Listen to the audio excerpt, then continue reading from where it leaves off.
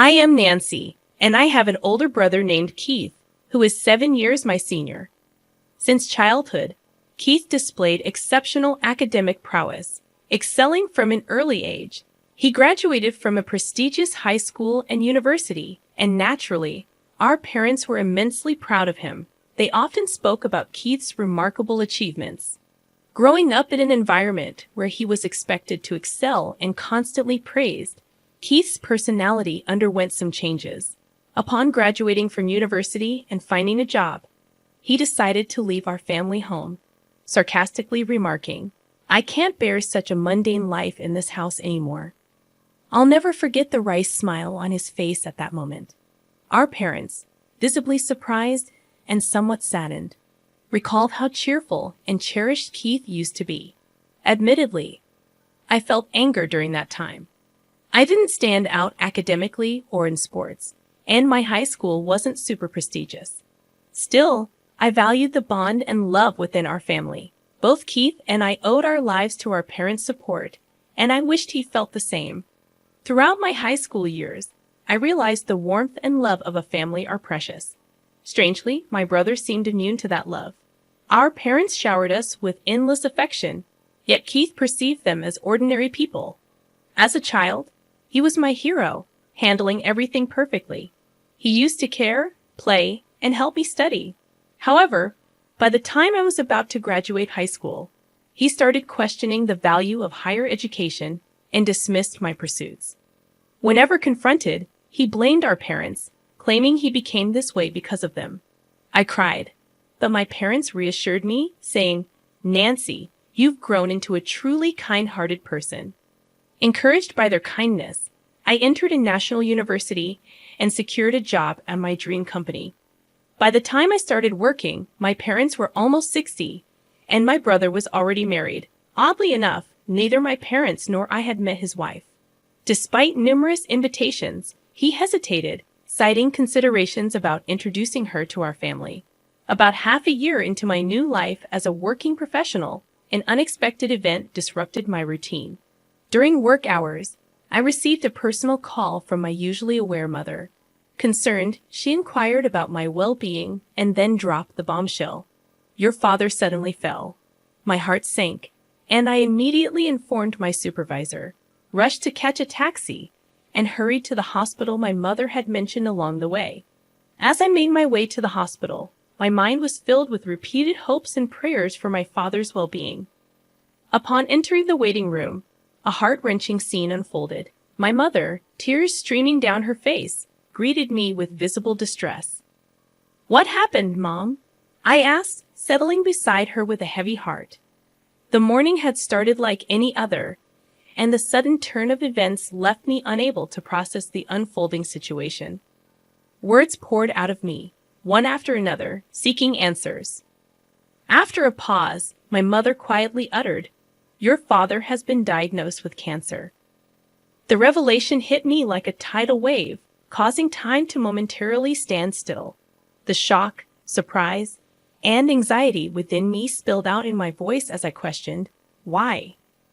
Taking a deep breath, my mother began to speak with a tone laced with sadness. "It's stage 4.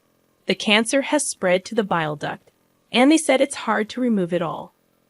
Her tears flowed uncontrollably, and I struggled to find words as I listened, grappling with the weight of the news. Seeking a glimmer of hope, I asked, "What treatment will be done next?" My mother nodded somberly, and after a brief pause, the attending physician entered to explain the detailed condition and treatment plan.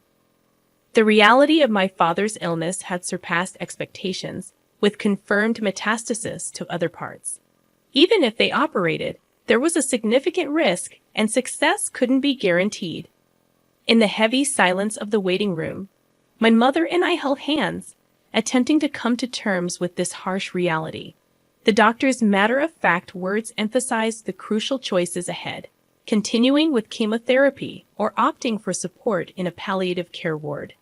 The ticking of the clock's second hand seemed to carve through the atmosphere, underscoring the gravity of the situation. Contemplating how to navigate this challenging moment, I suggested involving my brother Keith in the decision-making process. Picking up my smartphone with a forced smile, I informed my mother that I had already attempted to contact Keith.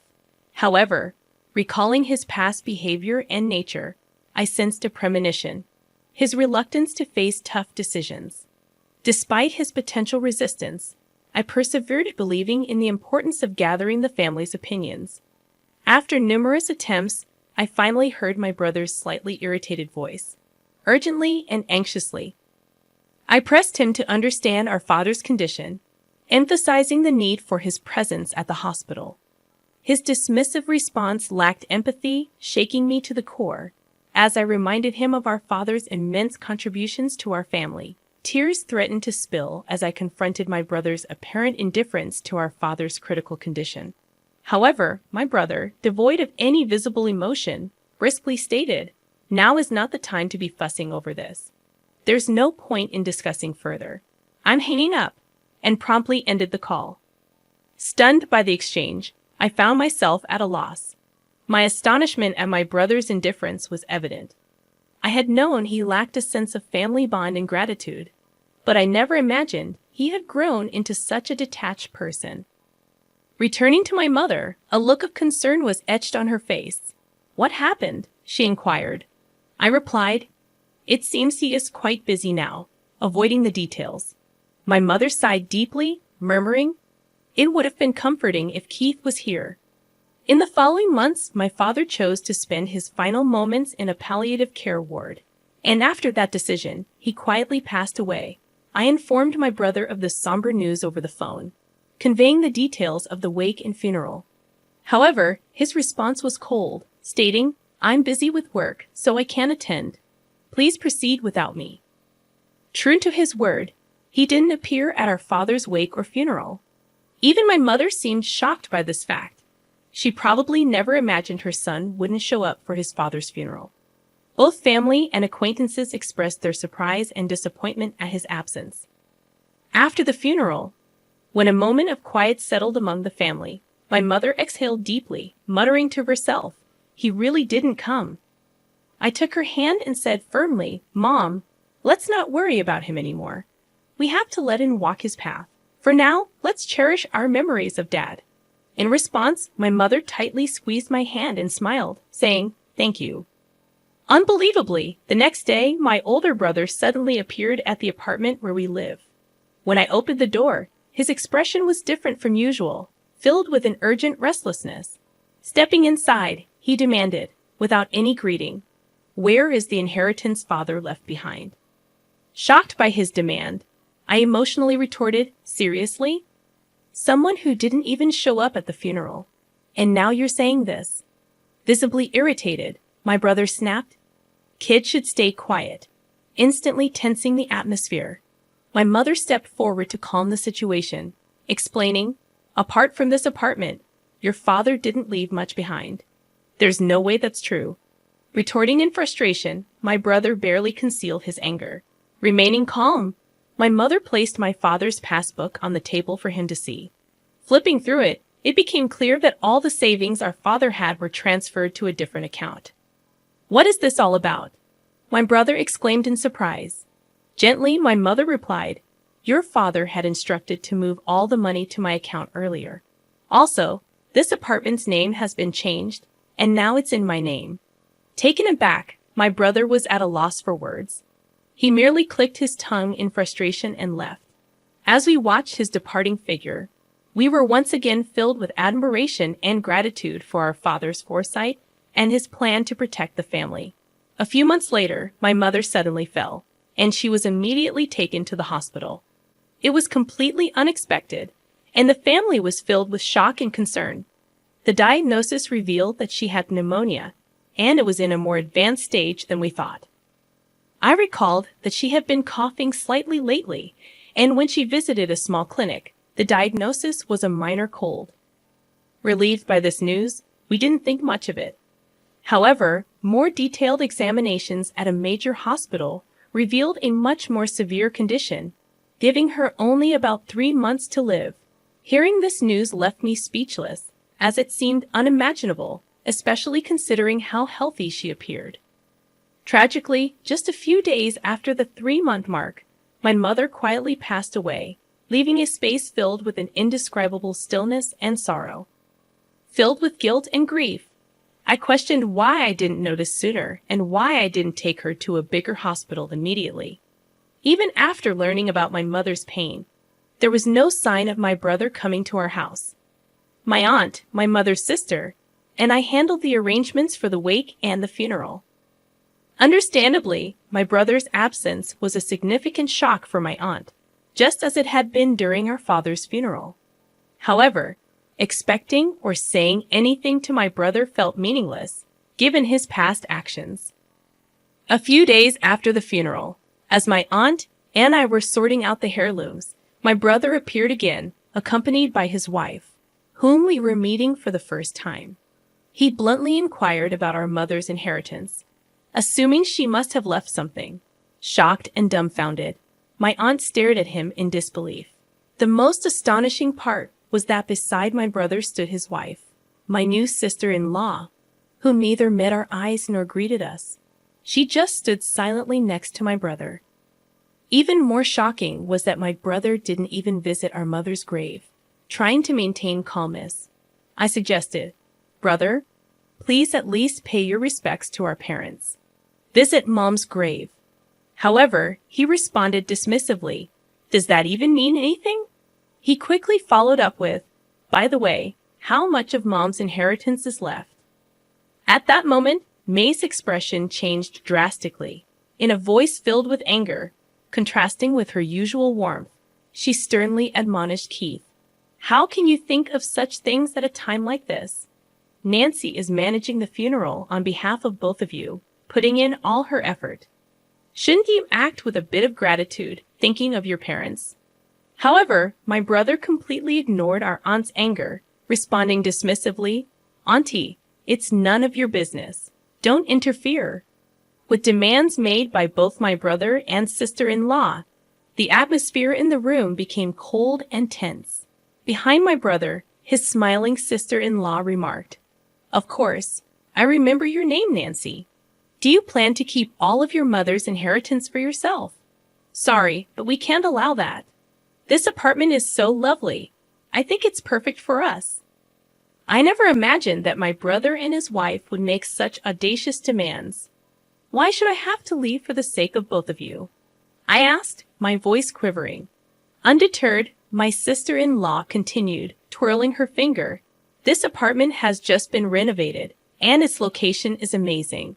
It's close to the station, and there are plenty of shops, so we'll be living here." My anger reached its peak, and I couldn't hold back. "Big brother, all you care about is the inheritance. What are you thinking?" Turning away, my brother let out a heavy sigh, remarking, "Such vulgar behavior. Do you think raising your voice solves everything? We'll be back here in 3 days. Have everything ready to move out by then." Their intentions became crystal clear with those words. A mix of my anger and sadness bubbled up, and I couldn't stop my tears from flowing. However, this wasn't just a one-time event. Determined, I wiped my tears. My aunt gently tapped my shoulder and handed me a letter. The delicate handwriting of my mother adorned the envelope's surface. "What's this, Auntie?" I asked, carefully opening the envelope. "Your mother entrusted this to me for a just-in-case scenario. She told me to give it to you at the right moment," my aunt said, tears forming in her eyes. Unfolding the paper inside, my mother's beautiful handwriting filled the page. "To my precious Nancy, if you are reading this letter, it means I'm no longer in this world. I'm truly sorry for our parting." Warmth filled my eyes, tears beginning to flow. "You might have Keith visit the house concerning the inheritance, but don't worry, everything that your father handed down to me is now yours." I was at a loss for words. I had no idea my mother had thought this far ahead and prepared everything in advance. "I'm sorry for suddenly leaving you alone, but I'm at peace because I've seen how much you've grown into a wonderful person. While learning is essential, it's not everything. The kindness and compassion you learn through your interactions with people are what I believe hold the most value. Your father and I were genuinely happy to see you grow up with such a warm heart until our last days. Words can't express just how proud we are of you." I truly want to express my heartfelt gratitude. Thank you. Overwhelmed, I read on, deeply moved. Mom. The words before me blurred with my tears, but I was determined to take in every sentiment my mother had conveyed and continued reading. Actually, after your father passed away, following his wishes, I secretly changed the apartment's ownership to your name. I'm sorry for using your seal without permission, but it was both your father's and my wish. Please don't be angry. Life has its ups and downs. Even when things get tough, we want you to persevere and live your life fully. So stay strong and find your happiness. The letter ended there, tears streaming down my face, wetting the paper. My aunt, standing next to me, pressed her eyes and shed tears alongside me. Your sister truly cared about you. In her heart, you were a treasure, my aunt said, gently holding my hand. From the envelope, a bank book in my name emerged. It seemed like something my mother must have secretly made in the past. To my surprise, when I opened the bank book, a substantial amount was recorded. I felt that this was probably the inheritance from my father that my mother had saved for me. A few days later, my brother and his wife showed up at the house without even knocking on the door. They entered as if it was their own home. It's time for you to leave, just as promised, right? My brother sarcastically said. As I stood still, my sister-in-law became irritated. Isn't it your duty to leave quickly? She said, almost as a command. For a moment, I felt overwhelmed by the atmosphere, but I took a deep breath, looked them straight in the eyes, and said calmly, actually, this house is now under my name. With that statement, the room's atmosphere became tense. My brother and his wife looked at each other, exclaiming, What? What kind of joke is this? I am the eldest son. I should inherit the house, right? Clearly shaken, my brother said. Beside him, my sister-in-law stared at me, saying, This is the first I've heard of this. However, I had decided to state the facts. The house and the inheritance are all managed under my name, so there's nothing to divide. My brother frowned. Then hand over half of that inheritance to us. But I questioned his face turning red. This money was left for my future and to ensure that I take care of the house. You always looked down on me. And now you're asking for money? What changed? Surprisingly, my sister-in-law exclaimed, Wait, what is this? This isn't what we were expecting. From what I gathered, my brother recently faced significant trouble at his job and was subsequently fired. Not only that, but he and his wife were moving from one day job to another, seemingly in a tight spot financially. They probably had high hopes for my mother's inheritance and the house. But with my revelation, their expectations were shattered, and they began bickering, placing blame on one another. Watching their childish dispute, I thought, what can possibly be gained from all this? To them, I said calmly, This is my house now. If you make any unnecessary fuss, I'll call the police. Trembling with anger, they reluctantly accepted my words and left.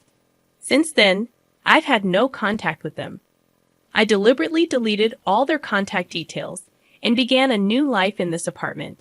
This apartment is my treasure, filled with memories of my father and mother. Now I have a loving partner by my side. We plan to build a new family in this apartment. He respects my decision and proposed that we take the first step of our new life here. Our future is bright, and I want to pass on the warm love my parents gave me to the children we will have in the future.